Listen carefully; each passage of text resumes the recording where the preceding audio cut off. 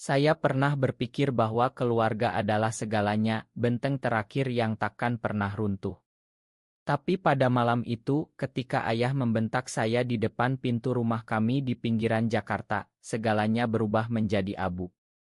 Kamu bukan anakku lagi. Keluar dari rumah ini, jangan pernah kembali. Suaranya menggelegar, penuh amarah yang selama ini tertahan di balik doa-doa sholatnya yang panjang. Saya baru berusia 18 tahun saat itu. Namaku Ardi. Saya tumbuh di keluarga sederhana, ayah seorang pegawai negeri yang taat, ibu guru sekolah dasar yang lembut. Kami hidup di rumah kecil dengan halaman penuh tanaman cabai dan kemangi, di sebuah kampung yang ramah tapi penuh bisik-bisik tetangga. Saya anak tunggal, harapan mereka. Nilai sekolah saya selalu baik, saya rajin ke masjid, membantu ayah membersihkan halaman setiap akhir pekan. Tapi ada rahasia yang menggerogoti hati saya sejak remaja, saya jatuh cinta pada cowok. Pertama kali saya sadar saat SMA, pada teman sekelas bernama Rea. Dia tinggi, kulitnya sawo matang, senyumnya selalu membuat dada saya sesak. Kami sering belajar bersama di perpustakaan sekolah, tangan kami tak sengaja bersentuhan saat membalik halaman buku. Rasa itu tumbuh pelan, seperti hujan gerimis di musim kemarau. Saya tak berani bilang pada siapapun. Di Indonesia ini, menjadi gay seperti membawa bom waktu di dada. Tetangga bisa bergosip, keluarga bisa hancur, agama kami melarangnya. Tapi rahasia itu terbongkar pada suatu sore hujan deras. Ayah pulang lebih awal, membuka ponsel saya yang tertinggal di meja makan. Di sana ada pesan-pesan dari Rea, aku juga suka kamu, Ardi. Kita ketemu malam ini. Ayah membaca semuanya. Wajahnya memucat, lalu merah padam. Dia memanggil saya ke ruang tamu, ibu duduk di sofa dengan tangan gemetar. Kamu seperti ini, tanya ayah, suaranya bergetar antara marah dan kecewa. Saya hanya mengangguk, air mata sudah mengalir. Ibu menangis pelan, tapi ayahnya meledak. Ini dosa besar. Kamu malu-maluin keluarga. Di kampung ini orang akan bilang apa? Anakku penyimpang. Dia mengusir saya malam itu juga. Saya keluar dengan tas ransel berisi baju seadanya, hujan membasahi tubuh saya sampai ke tulang. Saya mengembara ke Jakarta Pusat, tidur di masjid-masjid, makan dari belas kasihan orang. Beberapa hari kemudian saya bertemu Rea di stasiun kereta. Dia yang mencari saya setelah mendengar dari teman. Aku juga diusir, katanya pelan. Kami berdua sama-sama terbuang. Kami mulai hidup bersama di kos-kosan kecil di pinggiran ibu kota, bekerja serabutan. Rea jadi penjaga toko, saya jadi buruh bangunan. Hubungan kami tumbuh dalam diam, penuh kehangatan yang tak pernah saya rasakan sebelumnya. Kami saling pegang tangan di kamar sempit itu, berbisik tentang mimpi-mimpi kecil, punya rumah sendiri, jalan-jalan ke pantai Anyer tanpa takut dilihat orang. Rea baik sekali, dia yang mengajari saya bahwa cinta tak selalu harus sesuai aturan masyarakat. Kita hanya hidup sekali, Ardi. Biarkan hati yang bicara. Tapi kehidupan tak semudah itu. Kami harus sembunyi-sembunyi, tak berani pegangan tangan di jalan raya. Teman-teman lama menjauh, keluarga Rea juga memutus hubungan. Saya sering menangis malam-malam, rindu ibu yang dulu memasak gudeg kesukaan saya. Ayah. Saya tak berani bayangkan wajahnya lagi. Bertahun-tahun berlalu, kami bertahan. Rea jadi pacar pertama dan satu-satunya yang benar-benar mencintai saya apa adanya. Suatu hari, Rea sakit. Batuknya tak kunjung sembuh, tubuhnya kurus. Kami ke dokter, diagnosisnya membuat dunia gelap. Di Indonesia saat itu, stigma terhadap gay dan penyakit ini seperti neraka. Rea tak bertahan lama. Dia meninggal di pelukan saya, di rumah sakit kecil yang sepi. Jangan sedih, Ardi. Kamu harus hidup bahagia, bisiknya terakhir. Saya sendirian lagi, hati hancur berkeping-keping. Setelah Rea pergi, saya seperti mayat berjalan. Saya pindah ke apartemen kecil di Jakarta Selatan, bekerja sebagai desainer Grace Relance. Hidup saya monoton, bangun pagi, kerja di depan laptop, malam hari menonton film sendirian. Saya tak berani membuka hati lagi. Takut disakiti, takut kehilangan. Di masyarakat Indonesia yang masih keras terhadap orang seperti saya, lebih aman menyendiri.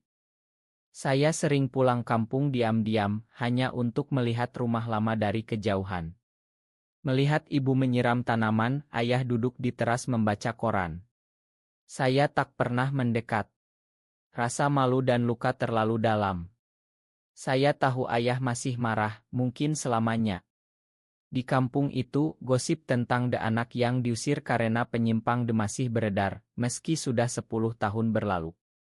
Suatu hari, saya bertemu Andi. Dia teman kerja di sebuah proyek desain untuk KAI di Kemang. Andi tinggi berkacamata, senyumnya hangat seperti sinar matahari pagi. Dia dari Bandung pindah ke Jakarta untuk karir. Kami sering ngobrol saat istirahat, tentang musik dangdut yang kami suka, tentang makanan sate kambing di pinggir jalan. Pelan-pelan saya sadar ada rasa yang tumbuh lagi di hati. Andi juga gay, tapi dia lebih berani. Dia bilang keluarganya tahu dan menerima, meski dengan susah payah. Ayahku dulu marah besar, tapi sekarang dia paham. Cinta itu tak bisa dipaksa, ceritanya suatu malam saat kami minum kopi di balkon apartemen saya. Malam itu kami berciuman pertama kali. Lembut penuh keraguan dari saya, tapi Andi sabar. Aku takkan pergi, Ardi. Kita jalani pelan-pelan. Hubungan kami berkembang indah. Andi yang membuat saya tertawa lagi, yang mengajak saya ke pantai Parangtritis saat akhir pekan, berjalan di pasir sambil pegangan tangan saat sepi. Dia yang merawat saya saat memasak nasi goreng tengah malam saat saya lembur. Cinta kami sederhana, tapi dalam. Kami bicara tentang masa depan, mungkin pindah ke Bali, buka studio desain bersama. Tapi ada rahasia yang saya simpan rapat, tentang keluarga saya. Saya tak pernah cerita detail pada Andi bagaimana ayah mengusir saya. Keluargaku konservatif, hanya itu yang saya bilang.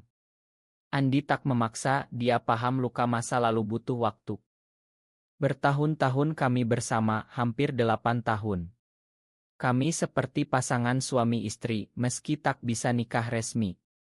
Andi yang mengurus segalanya saat ibu saya sakit keras 2 tahun lalu. Saya akhirnya berani pulang kampung, menemui ibu di rumah sakit. Ayah tak ada di sana, katanya sedang dinas luar kota. Ibu menangis peluk saya, makan ayahmu, nak. Dia menyesal, tapi gengsinya tinggi. Ibu sering telepon setelah itu, tapi ayah tetap diam, saya terima saja. Yang penting, saya punya Andi. Dia pacar yang tak pernah saya bayangkan, setia, pengertian, penuh kasih. Kami merayakan ulang tahun bersama, trailing ke Yogyakarta, makan gudeg di malam hari sambil cerita mimpi. Tapi hidup selalu punya twist. Suatu hari ibu telepon dengan suara gemetar, ayahmu stroke, Ardi. Dia di rumah sakit.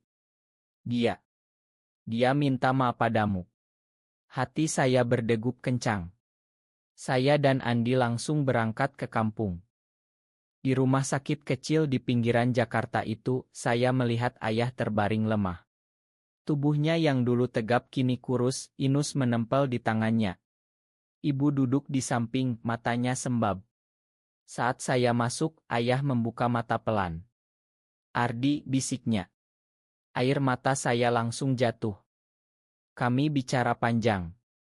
Ayah cerita bagaimana dia menyesal sejak hari itu. Aku takut, nak. Takut orang kampung bilang apa, takut dosa. Tapi aku salah. Kamu anakku apapun yang terjadi. Dia memegang tangan saya erat.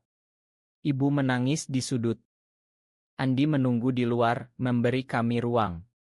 Saat ayah pulih pelan dan pulang ke rumah, hubungan kami mulai membaik. Ayah mulai bertanya tentang hidup saya, meski masih ragu-ragu. Saya cerita sedikit tentang pekerjaan, tentang Jakarta yang ramai. Tapi rahasia besar masih tersimpan. Saya belum bilang tentang Andi. Takut ayah kambuh lagi. Andi paham, kita tunggu waktu yang tepat. Waktu itu datang lebih cepat dari dugaan. Suatu hari, ayah bilang ingin ke Jakarta, menemui saya di apartemen. Aku ingin lihat tempat tinggalmu, nak. Saya panik, tapi tak bisa menolak. Andi sedang di sana saat ayah datang. Ayah masuk, melihat Andi yang sedang masak di dapur. "Ini siapa?" tanyanya datar. Saya gemetar. "Ini Andi, ayah. Pacarku." Ruangan hening. Andi membungkuk hormat, "Selamat siang, Om." Ayah diam lama, wajahnya tegang. Saya siap mendengar bentakan lagi. Tapi ayah hanya menghela napas panjang. "Duduklah." Kami duduk di ruang tamu kecil. Ayah cerita panjang bagaimana dia sakit membuatnya berpikir ulang tentang hidup. "Aku hampir mati, Ardi. Yang aku sesali paling dalam adalah mengusir kamu. Aku tak ingin mati dengan penyesalan itu." Dia menatap Andi. "Kamu sudah lama sama anakku." Andi mengangguk, cerita bagaimana dia mencintai saya, merawat saya saat susah. Ayah mendengar diam, sesekali mengangguk. Malam itu ayah tak marah. Dia hanya bilang, "Aku butuh waktu." Tapi itu sudah kemajuan besar. Sejak itu ayah sering telepon bertanya kabar Andi juga. Pelan-pelan dia menerima. Tapi drama belum selesai. Ada pengkhianatan yang tak terduga. Ternyata selama saya diusir, ada sepupu yang iri dengan posisi saya sebagai anak tunggal. Dia yang menyebarkan gosip lebih luas di kampung membuat ayah semakin marah dulu. Saat ayah sakit, sepupu itu datang pura-pura prihatin tapi sebenarnya ingin merebut warisan rumah. Ayah tahu dari ibu. Dia marah besar, memutus hubungan dengan sepupu itu. "Keluarga sejati adalah yang menerima apa adanya," katanya pada saya. Hubungan kami semakin erat. Ayah mulai datang ke Jakarta lebih sering, makan malam bersama kami. Andi memasak rendang kesukaan ayah. Perlahan ayah tersenyum melihat kami. Cinta kami dengan Andi semakin dalam. Kami mulai bicara tentang adopsi anak, meski sulit di Indonesia. Atau mungkin cukup kami berdua saling mengisi. Andi yang mengajari saya memakan diri sendiri. "Kamu bukan penyimpang, Ardi. Kamu hanya mencintai dengan cara berbeda." Ayah berubah banyak setelah stroke. Dia lebih sering ke masjid tapi juga membaca buku tentang toleransi. Suatu hari dia bilang di Al-Quran, "Tuhan Maha Pengampun. Siapa aku untuk menghakimi anakku?" Kami merayakan Idul Fitri bersama pertama kali setelah bertahun-tahun. Ayah datang ke apartemen sholat bersama kami.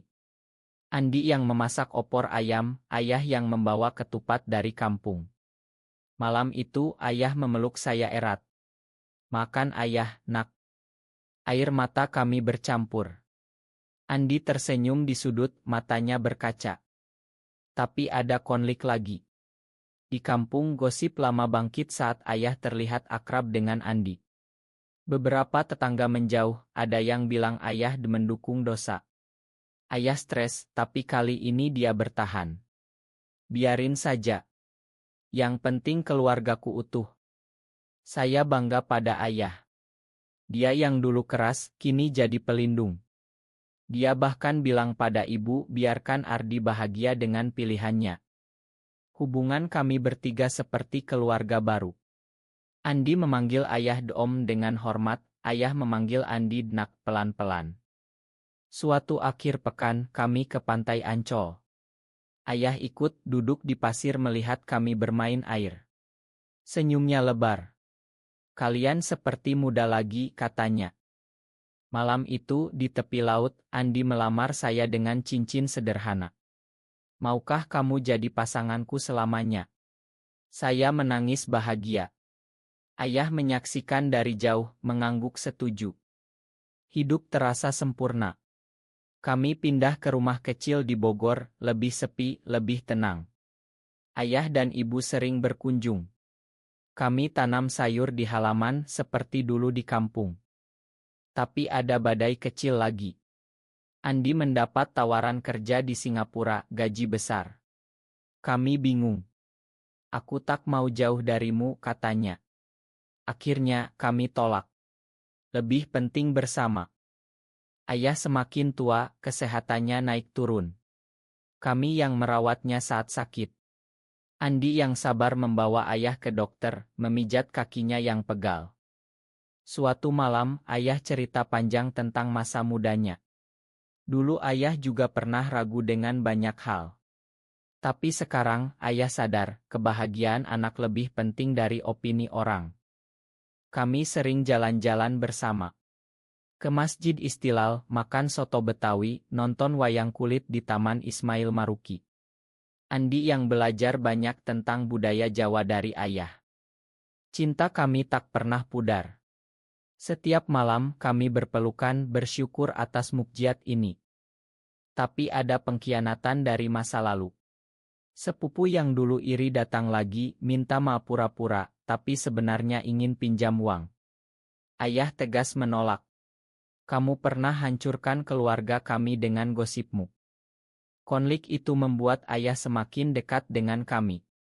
Kalian keluarga sejati ayah sekarang. Bertahun-tahun kemudian, ayah meninggal damai di usia 80. Di pemakaman, Andi pegang tangan saya erat. Ibu menangis di pelukan kami. Ayah bahagia di akhir hayatnya berkat kalian. Setelah itu, kami hidup tenang. Kami adopsi anak yatim secara tidak resmi, bantu biayanya sekolah. Anak itu panggil kami Papa Ardi dan Papa Andi. Kami sering ke makam ayah, cerita tentang hidup kami. Ayah, kami bahagia sekarang. Cinta kami abadi melewati badai pengusiran, kehilangan, pengkhianatan. Akhirnya, kami temukan kedamaian dalam penerimaan. Di Indonesia yang masih penuh prasangka, kisah kami seperti pelangi setelah hujan, indah, penuh warna, memberi harapan. Saya yang dulu terbuang, kini punya keluarga lagi. Andi, pacar yang tak pernah dikenal ayah dulu, kini jadi menantu yang dicintai. Hidup ini penuh mukjizat jika kita mau memakan dan mencintai tanpa syarat.